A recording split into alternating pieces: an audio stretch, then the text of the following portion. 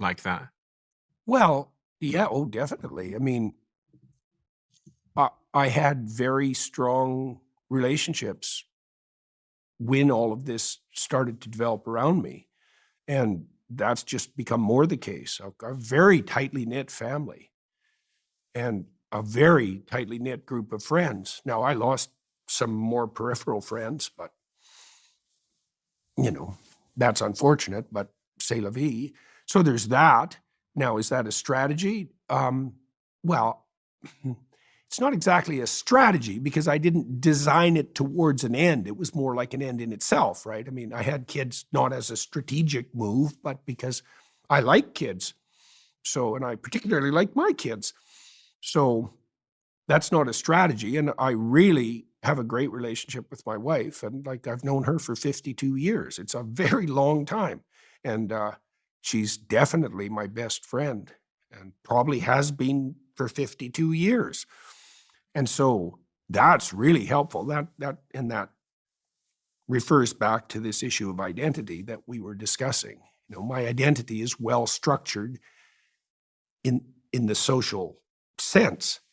And then in terms of strategy, yeah, I mean, I have a meta strategy, I suppose.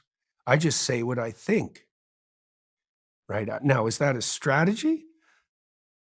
It depends on how you define strategy. It's not a strategy that's designed to serve my ends, not in a individualistic way. So I'm just trying to see what happens if I say what I think.